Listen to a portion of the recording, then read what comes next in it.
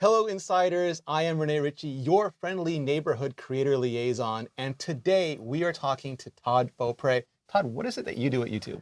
So I lead the growth and discovery team, which includes responsibility for our homepage and recommendations. When I first met you, I had just gone full time as a creator, and you were so great. You gave me this worldview, this perspective of don't think algorithm, think audience. In my role, I've always gotten a lot of questions about the algorithm. Is like, what time should I upload to optimize for the algorithm? What time, how often should I upload?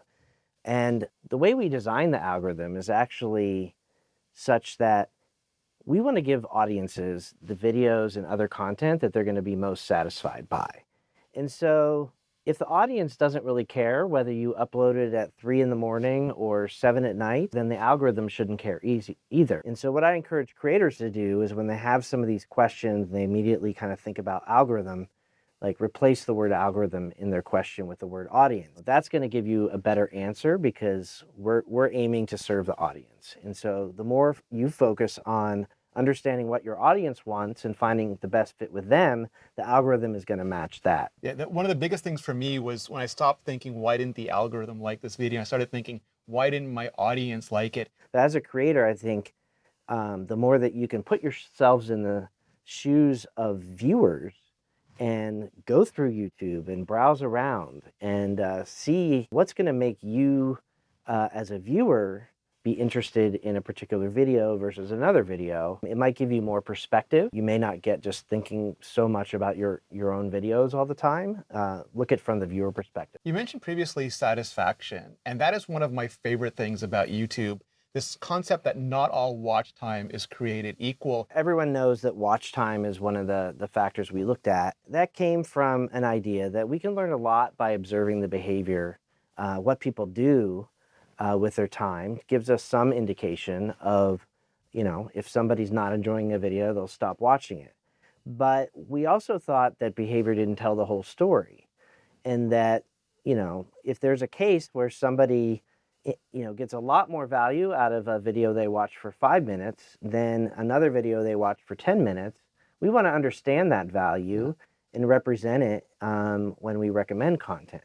And so the idea behind satisfaction was, in addition to, observing what people do, can we give them more opportunities to tell us about the value that they got from their experience? And so what we do is we run surveys about recommendations, about particular videos that each viewer watched. You may have seen one of these in your feed. And then we collect millions of responses of those surveys and feed them right into the recommendation system, which can then learn a pattern of the types of videos that tend to be more satisfying, looking at a variety of signals across likes and dislikes and time and survey responses. And then what we found is when we use those survey signals, people ultimately are more satisfied with the time they spend on YouTube. And so I think this is a good example of how, YouTube isn't just focused on just driving watch time in the short term and just maximizing that.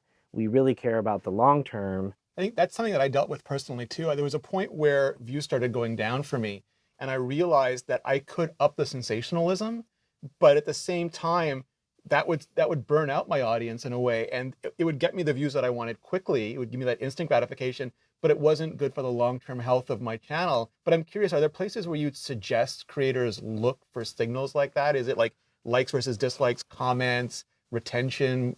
So as a creator, I would just keep that North Star in mind of you should be thinking about long-term value for your audience.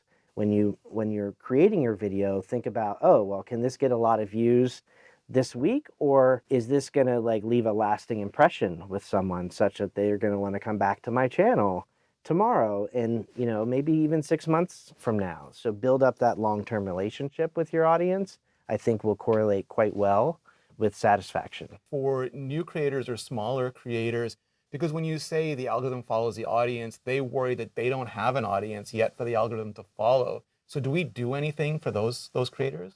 Yeah, so we have a team that is specifically focused on this challenge of trying to identify audiences for creators that are just getting started, for videos that we don't have a lot of information about.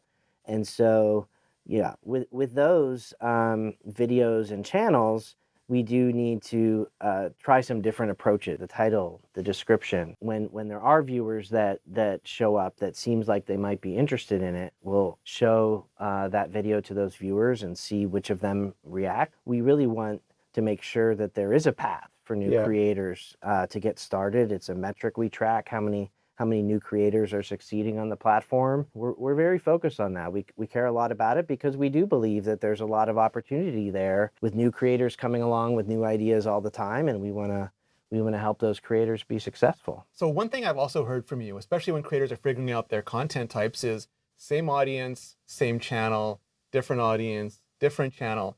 But it feels like as creators, we have more options now than ever before. We have the long form, we have live, we also have shorts now that we can put on the same channel, or like it's easier to put on the same channel. Even podcasts recently announced ways to make podcasts more viable on the same channel, multi-language, audio.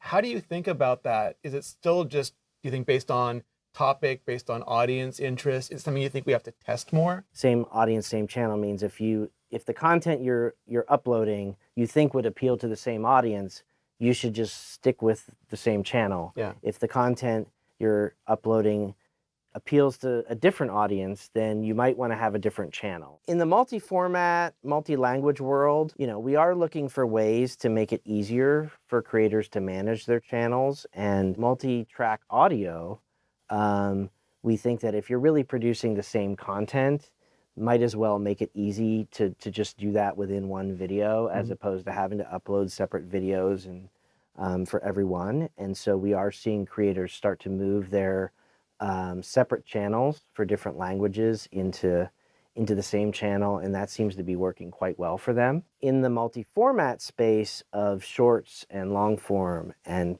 podcasts, if you think it's the same audience, it helps us to put it in the same channel, because then when a viewer goes across formats, we can leverage the fact that, oh, well, they watch this channel in shorts, so let's see if they might be interested in the long form. Makes it easier. And I would encourage creators to maybe experiment, maybe try in the same channel, see what the reaction of your existing audience is. And if it's not performing as well, maybe just try a different channel and see if that works better. Also, as a creator, I think we've almost put together like these different spaces, so I'm not as stressed about testing it. For example, my long form videos, people primarily watch from the homepage. My shorts, people primarily watch from the feed.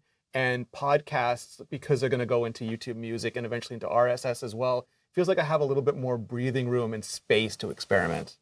Yeah, it's all about enabling both that kind of opportunity for experimentation, but also opportunity for connection across formats. So how do you see discovery continuing to evolve on YouTube? What are the challenges? What are the opportunities? And what excites you most about what you're doing now? Yeah, I mean, the great thing about this space is that I feel like, it's definitely not solved. Like we're not able to read every viewer's mind and understand exactly what they're going to want. There's still lots of opportunities for us to make the recommendations better. Some of the things that excite me in this space include things like the new technology we're seeing emerging with what are referred to as large language models, much bigger, machine learning representations of the world even, that can make the understanding of content and the world much more nuanced. And so that we're exploring how to apply those to recommendations to improve the quality there. Still have a lot of work to do within multi-format and enabling users to have journeys across VODs and shorts and increasingly podcasts. Another challenge that we hear audiences share with us is that sometimes it's just like there's too many choices. Yeah. And they open up their homepage, and on the positive side, there's lots of good recommendations, but on the downside, sometimes a viewer can just feel paralyzed by like, oh, do I want to watch that one, or I'm not sure about this one, and just sort of like all that decision making makes it kind of less fun. And so we're also exploring opportunities, how we could just kind of make the design and the interface feel more entertaining, more fun, and make the discovery experience feel less like work and more just like enjoying videos. Todd, thank you so much. I do literally talk to you about this stuff for days and days and days. But I really appreciate you sharing it with all the insiders. If you have any comments, if you have any questions, please leave them down below, and then keep it real.